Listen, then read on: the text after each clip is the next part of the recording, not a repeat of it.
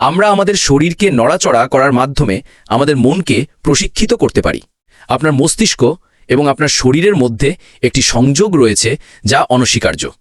আপনি যখন আপনার শরীরকে নড়াচড়া করেন তখন আপনার মস্তিষ্ক বিশ্রামের সুযোগ পায়। আপনি যখন ধ্যানের অবস্থায় বসবেন তখন আপনার শরীর শিথিল হতে শুরু করবে। আপনি যখন যোগব্যায়াম করেন তখন আপনার মস্তিষ্ক অনুসরণ করে এবং এটি একটি শান্ত অবস্থায় যেতে শুরু করে। আপনি আপনার শ্বাস প্রশ্বাসের উপর মনোযোগ কেন্দ্রীভূত করে আপনার মনকে প্রশিক্ষিত করতে পারেন। আপনি যদি আপনার নিঃশ্বাসের দিকে মনোযোগ দেন তাহলে আপনি আপনার স্নায়ুতন্ত্রকে শান্ত করতে শুরু করতে পারেন। এই কারণেই যোগব্যায়াম এবং ধ্যানের ক্ষেত্রে গভীর শ্বাস প্রশ্বাসের ব্যায়াম ব্যবহার করা হয়।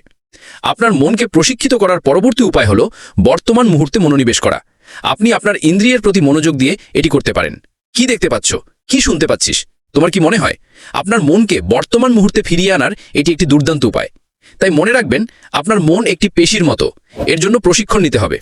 সুতরাং আপনার শরীর দিয়ে শুরু করুন, আপনার শরীরকে নড়াচড়া করুন, গভীরভাবে শ্বাস নিন এবং বর্তমান মুহূর্তে মনোনিবেশ করুন। এবং সময়ের সাথে সাথে আপনি লক্ষ্য করবেন যে আপনার মন আরও শান্ত এবং মনোনিবেশিত হয়ে উঠছে।